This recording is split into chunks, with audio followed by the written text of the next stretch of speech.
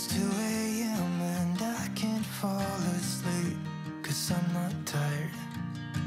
I'm thinking about the days we used to shine when we were young.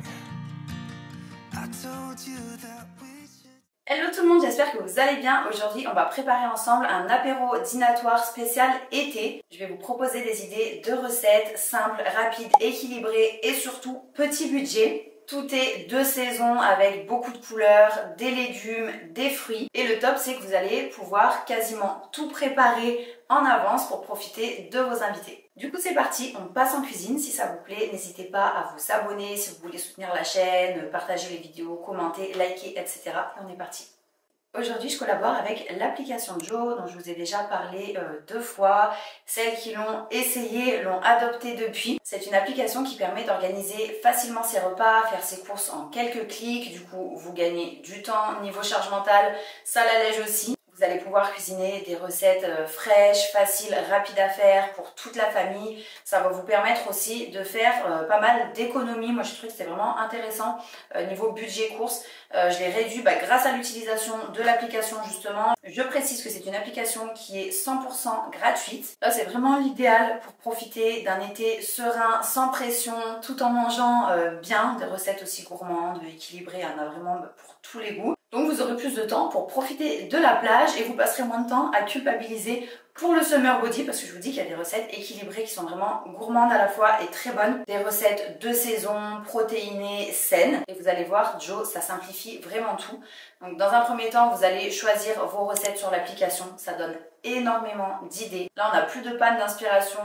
Chercher à savoir ce qu'on va manger ce soir, demain. C'est fini. L'appli va générer automatiquement votre liste de courses en fonction des recettes que vous aurez sélectionnées. Vous pouvez choisir l'enseigne de votre choix pour récupérer vos courses en drive ou vous faire livrer si votre supermarché le permet. Donc moi je commande chez Auchan, soit je me fais livrer, soit je vais chercher en drive. Et puis une fois que vous avez récupéré vos courses, il vous reste uniquement à cuisiner. Vous allez voir, les recettes, comme je vous le disais, sont rapides. Vous allez bien pouvoir profiter de votre été. Si vous avez envie de tester et voir par vous-même combien vous pouvez faire d'économies en utilisant l'application Joe, n'hésitez pas, je vous laisse le lien pour la télécharger en description de la vidéo. Donc vous cliquez dessus, vous allez être automatiquement redirigé. De là, vous téléchargez l'application. Et en plus, ça va être avantageux parce que vous aurez 10 € offerts à partir de 60 € d'achat. Et ça, ce sera sur vos 3 premières commandes grâce à mon code MAT10JOE. Donc voilà, ça vous fait déjà 10 € de réduction. Franchement, sur un plein de courses, vu comme ça a augmenté dernièrement, c'est pas négligeable. Et vous allez voir qu'en plus de ça, l'application vous le montrera, ça vous inscrit à l'écran. Et ça, j'aime bien. Ce que vous avez fait comme économie, en fait, la somme de vos économies sur la commande que vous allez faire. Et je trouve que c'est plutôt pas mal. Non, franchement, niveau des prix, moi en tout cas, j'étais bien contente, comme je vous le disais. Et puis voilà, maintenant, c'est parti. N'hésitez pas à me dire en commentaire quelles sont vos recettes d'été préférées. Qu'elles soient simples, rapides, saines ou pas, enfin, comme vous voulez. Mais moi, j'aime bien savoir et avoir vos retours. Allez, c'est parti, on commence avec une tarte fine aux tomates cerises, à la ricotta et à la mozzarella burrata. Vraiment, il n'y a pas besoin de savoir cuisiner pour faire cette recette. Donc pour ça, on va avoir besoin de tomates cerises qu'on va venir couper en 2. Au niveau de la quantité, c'est assez approximatif. Et ce que j'ai fait pour que ce soit un petit peu plus joli visuellement, c'est que j'ai pris des tomates cerises, enfin un mélange de couleurs. Donc il y en a des jaunes un petit peu orangés là, des rouges classiques et des... style, vous savez, tomate noire, quoi. C'est pas vraiment noir évidemment, mais voilà, comme ça je trouve que c'est joli. Même si vous trouvez des petites tomates cerises vertes et tout, ça peut être trop beau aussi. Et évidemment, les tomates, on les lave bien avant de les couper.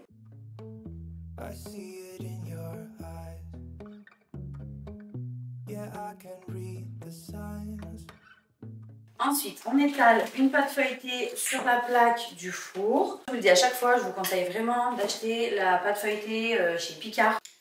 C'est les meilleurs parce que dedans, il n'y a pas de conservateur, pas d'alcool et tout, mais c'est surtout au goût en fait que du coup elles sont meilleures. Il y a vraiment juste farine, eau, sel et beurre, les vrais ingrédients de la pâte feuilletée. Donc là, sur le fond de la pâte, on va étaler l'équivalent de 2 cuillères à soupe de ricotta. Moi, malheureusement, j'en avais plus. Du coup, j'ai mis du mascarpone.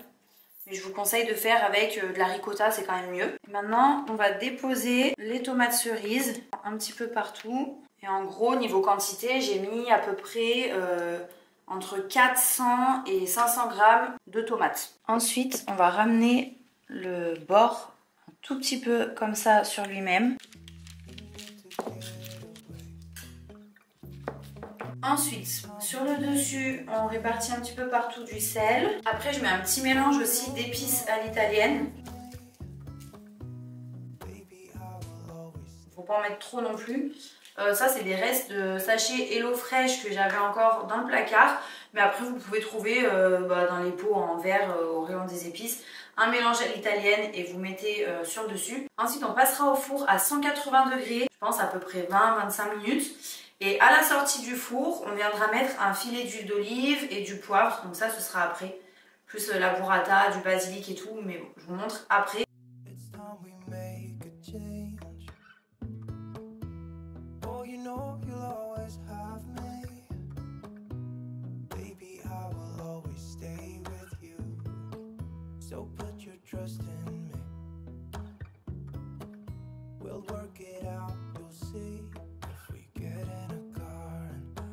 Someplace far, yeah, we could go for a ride. The two of us, we don't have to stop. Baby, let's go for a ride. You and I, let us run away. We can go where we want.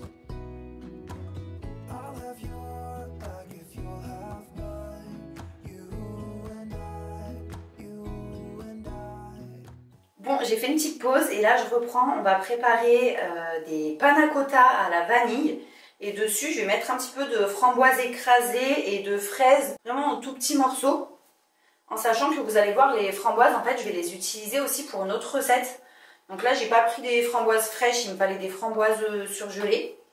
Voilà, donc c'est parti pour ça. On va commencer direct avec la crème. Comme ça, ça va reposer au frigo, ça va avoir le temps de bien figer.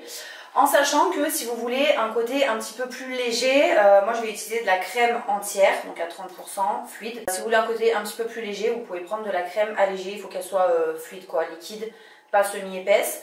Voilà, moi je vais utiliser de la gélatine, et sinon vous pouvez remplacer par de l'agar-agar. Après les proportions je ne saurais pas vous dire de tête, mais vous pouvez trouver la conversion et la façon de faire du coup sur internet. Et un autre truc que je voulais dire, voilà justement ça par exemple c'est une recette que vous pouvez préparer la veille pour le lendemain, comme ça vous laissez toute la nuit au frigo. Les panna cotta elles seront parfaites le lendemain soir. Vous pouvez faire ça aussi le matin si vous préférez faire ça le matin. Et voilà, je crois que j'ai tout dit, donc c'est parti, on attaque pour cette recette. Donc là, on va commencer par faire tremper 2 feuilles de gélatine. Moi, je prends tout le temps celle-ci, là, Vainé. Voilà.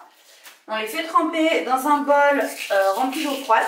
Alors moi, vous le savez, je mange pas de viande et tout, mais j'avoue que la gélatine, j'en utilise, comme je vous disais, quand j'ai fait la charlotte aux fraises, par exemple, à peu près 2 fois, 3 fois dans l'année max. Mais enfin voilà, je vais pas me mentir à moi-même, je mange des bonbons et tout dans lesquels il y a de la gélatine. Après c'est vrai qu'il y a des bonbons vegan que j'aime trop. Mais c'est vrai que pour les recettes, quelques fois dans l'année, j'utilise encore un peu de la gélatine. Donc, dans une casserole, on verse 50 centilitres de crème liquide. Ah, j'aime pas quand ça éclabousse. On ajoute 50 g de sucre. Ensuite on va prélever les grains d'une gousse de vanille. Bon, moi malheureusement, elle est un peu sèche, mais ça passe encore. Donc là, je vais ajouter les grains, je sais pas, de la gousse de vanille dans la crème avec le sucre, enfin dans la casserole. Et je mets même, vous avez vu les gousses et tout, mais je les retirerai après, ça c'est pas grave. Là, on vient faire chauffer à feu moyen jusqu'à ce que ça frémisse. Et dès que ça frémit, on va retirer du feu et ajouter les 2 feuilles de gélatine égouttées. Une fois que c'est fait, on va bien mélanger avec un fouet. Et on va pouvoir verser dans des petits récipients. Moi j'ai pris des petits récipients en verre. C'est les petits pots de ma yaourtière pour faire les yaourts. Parce que des verrines j'en ai pas et j'avais pas envie d'en acheter exprès. Sinon vous pouvez mettre carrément dans des verres. Moi j'avoue que les verrines c'est pas quelque chose que j'utilise régulièrement. Donc je préfère utiliser par exemple comme je vous dis les pots de yaourt ou carrément des verres. Pour mettre les panna cotta dedans. Qu'acheter exprès des contenants que je vais utiliser une fois par an quoi. Pendant que la crème chauffe tranquillement, on va préparer les fraises. Pour mettre sur le dessus, alors moi je me suis pas cassé la tête, hein. J'ai coupé, parce qu'en fait mes planches à découper du coup elles sont sales. Et j'ai coupé directement dans l'assiette où j'ai prélevé les grains de vanille. J'ai réutilisé le même couteau et tout. Le but, bah, c'est pas d'avoir une tonne de vaisselle à faire non plus. Mais voilà quoi, c'est pas de la terre dans l'assiette. Mes fraises, je les ai bien lavées avant. Là, j'ai mes framboises. J'ai mis à peu près 2-3 grosses poignées. Je dirais que ça doit faire entre ouais, bien 150 grammes. Vous voyez, je les ai fait décongeler au préalable. Et les fraises, pareil, j'ai mis à peu près 2 grosses poignées. Donc là, ce que je fais, c'est que j'écrase les framboises pour faire un petit peu comme une purée. Je vais ajouter quand même l'équivalent d'une cuillère à soupe de sucre. Et là, je vais verser les fraises dans les framboises. On mélange. À l'instant, j'ai ma crème qui bout, donc je la retire du feu. Ça sent trop bon la vanille. Donc là, je vais retirer les gousses. J'adore la couleur de la crème avec les petits grains de vanille. Là, on va ajouter la gélatine égouttée. Et on mélange bien. On va verser dans nos petits pots.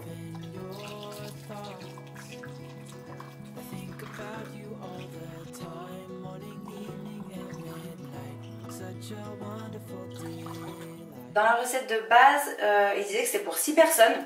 C'est pour ça que j'avais sorti 6 petits pots, mais moi je trouve que ça fait plus pour 5. Les quantités pour 6, je trouve que ça reste assez léger.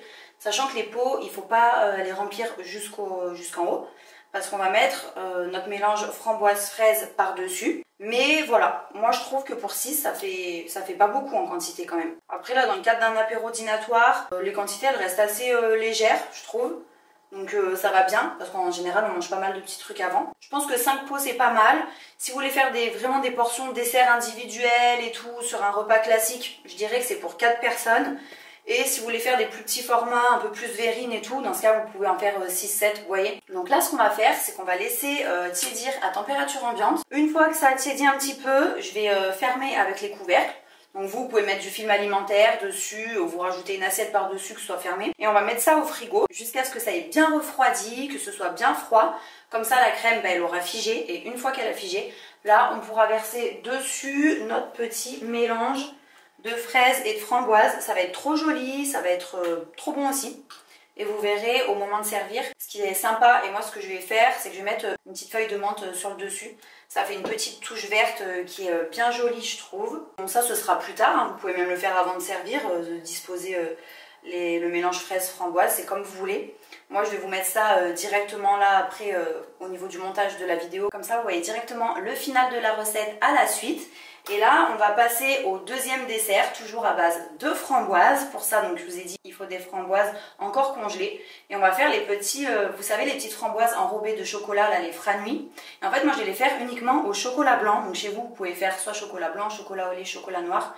Normalement, on les trempe une première fois dans le chocolat blanc et ensuite dans le chocolat lait ou noir. Mais moi, je préfère associer les fruits rouges au chocolat blanc. C'est pour ça que je vais faire juste ça et vous allez voir, ça va être super sympa. Pareil, rapide à faire. Petit dessert fait maison mais vraiment express qui je pense plaira à vos invités.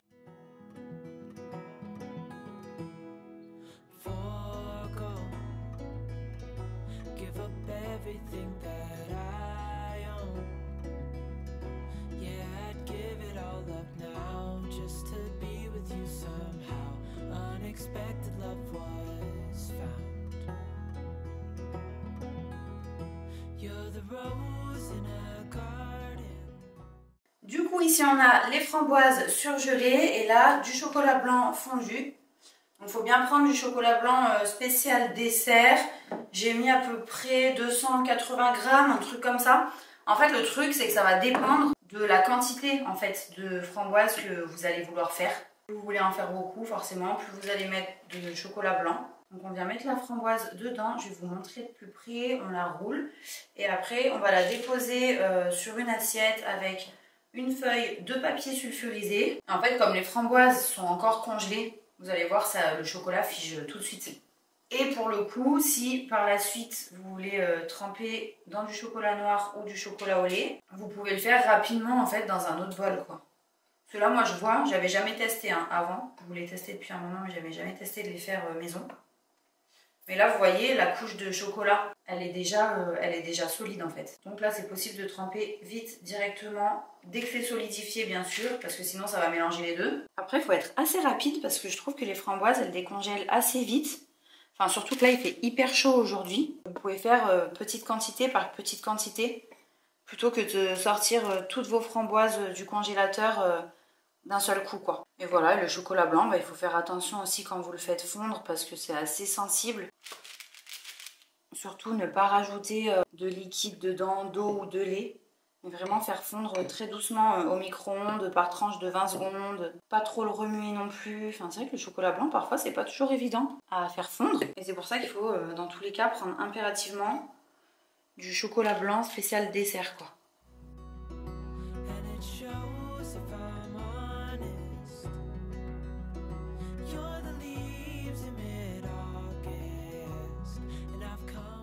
Bon, je vous retrouve le lendemain. Comme je vous disais, les recettes, on peut les préparer à l'avance.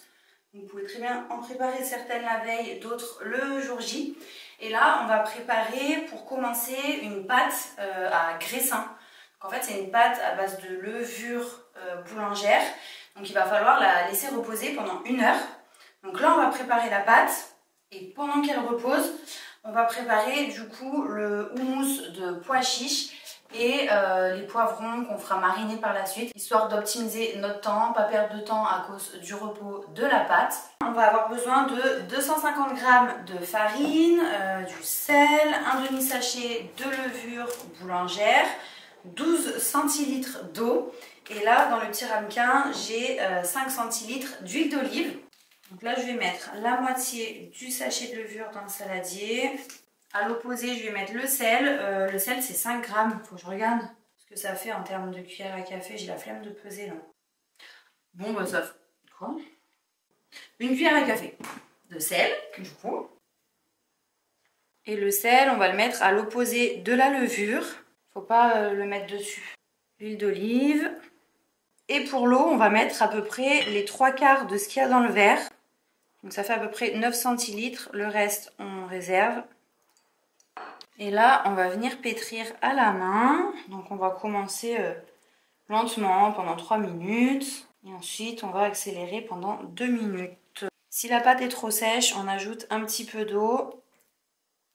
En fait, ça va dépendre du type de farine, quoi. Il y a des farines qui absorbent un peu plus l'eau que les autres. C'est pour ça qu'on ne met pas tout d'un coup. Parce que c'est des farines qui absorbent pas beaucoup et après, vous allez avoir une pâte trop collante. Mais là, on est pas mal.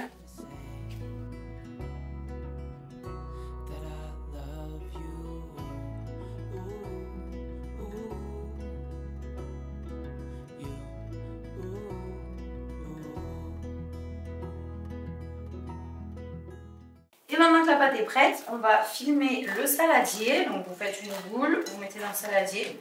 On couvre de film alimentaire et puis on va laisser reposer 1 heure dans un endroit tiède. Sachant qu'il fait plus de 30 degrés chez moi. Et là, j'ai dû arrêter, j'ai une clim, vous savez, qu'on peut déplacer, la mobile. J'ai dû l'arrêter parce que pour filmer, enfin, ça fait trop de bruit. Et en plus, quand je la mets, je ferme les stores et tout. Là, j'ai chaud. Et après, avec le four, franchement, la pâte, il monte à 33. Donc voilà, on va laisser 1 heure.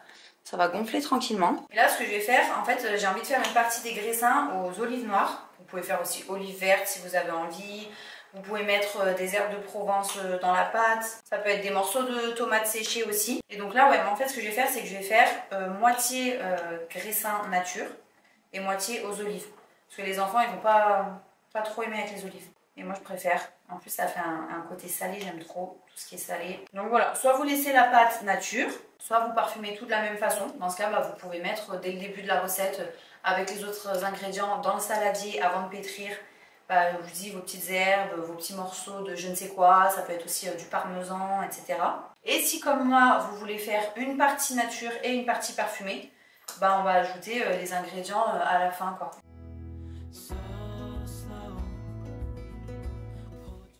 Allez, pendant que la pâte repose, on va préparer le houmous. Donc là, il faudra un mixeur. Moi, je vais tout mixer directement au Thermomix. Après, c'est pas du tout une recette Thermomix. On va commencer en mettant 300 g de pois chiches dans le bol du mixeur. On vient bien mixer le tout, donc les pois chiches égouttés, rincés. Et s'il faut, vous conservez un petit peu d'eau de cuisson. Enfin, moi j'aime pas conserver l'eau de la boîte de conserve, donc je pense que s'il y a besoin, je rajouterai un tout petit filet d'eau normale, quoi. Histoire qu'on ait un peu une texture crémeuse.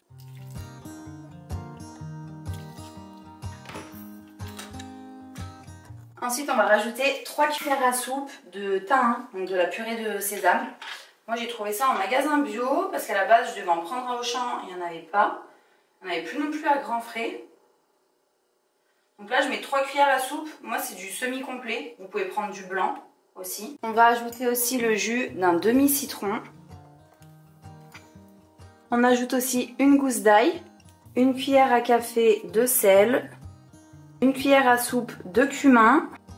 Moi, je mets un peu de poivre aussi. Et là, on va mixer en ajoutant progressivement 3 cuillères à soupe d'huile d'olive.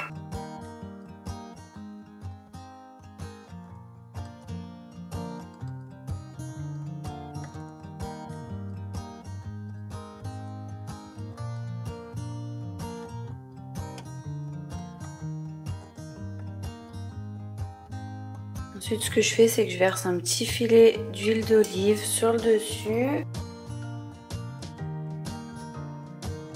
Et j'ajoute quelques pois chiches. Après ça, j'ai préparé les poivrons marinés. Donc pour ça, c'est très simple. On va laver des poivrons. Moi, j'en ai pris 3,5 parce que j'en avais un qui était abîmé. Et en fait, vous allez allumer le four en mode grill. On met les poivrons sur une plaque recouverte de papier sulfurisé. On les met bien en haut du four pour que ça grille. Vous voyez, il faut que la peau, elle soit un peu noire en fait. Moi, je les retourne régulièrement. On les laisse à peu près 20 minutes juste sous la grille. Et quand la peau est noire, boursouflée, là, on va les mettre dans un plat, dans un saladier par exemple, qu'on va couvrir de film alimentaire. Et là, on va laisser 20-30 minutes comme ça minimum. Vous pouvez laisser plus, hein. Comme je vous dis, vous pouvez préparer ça la veille. Donc pendant que les poivrons reposent, on va reprendre avec notre pâte. Donc là, je la sépare en deux pour mettre, comme je vous disais, dans la moitié de la pâte, des olives.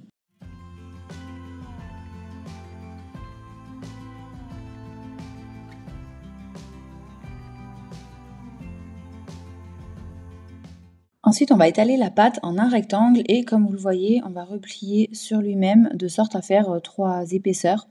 Là, on remet un petit coup de rouleau, il faut que la pâte fasse à peu près un demi-centimètre d'épaisseur au total et on va découper nos petits graissins. On les étire un petit peu, on les place sur la plaque du four et là, on va laisser pousser un petit quart d'heure, le temps de préchauffer le four, voilà en gros. Et puis on va faire cuire. Comme d'habitude, toutes les recettes seront en description de la vidéo. Donc là, je vous laisserai le lien de la recette des graissins. On fait pareil pour la pâte aux olives.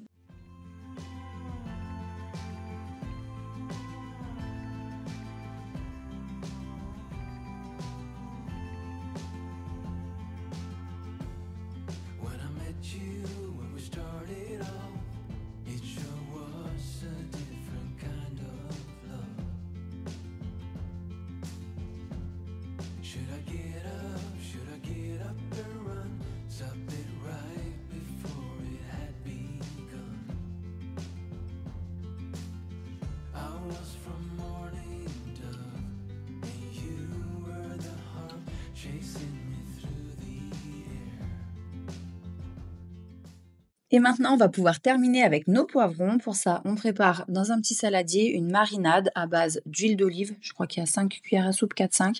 2 cuillères à soupe de vinaigre balsamique, un peu de sel, un peu de poivre. J'ai rajouté des branches de thym frais.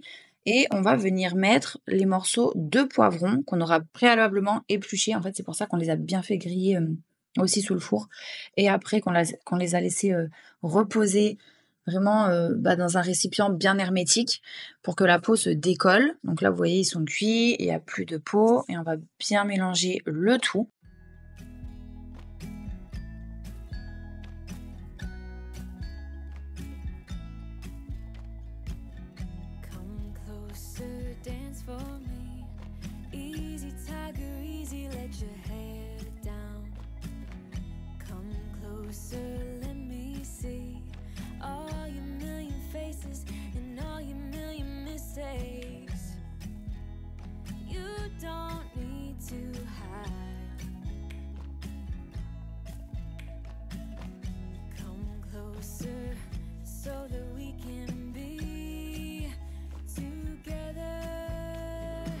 Voilà pour la vidéo d'aujourd'hui, j'espère qu'elle vous aura plu, qu'elle vous aura donné des idées. Merci à toutes les personnes qui l'ont regardée jusqu'à la fin. Comme d'habitude, on se retrouve dimanche prochain à 14 h pour la vidéo suivante. Ça va être un petit peu sur le thème de l'été, vous verrez. Je vous en dis pas plus. Et puis en attendant, comme d'habitude, je vous souhaite une bonne semaine et je vous fais de gros bisous.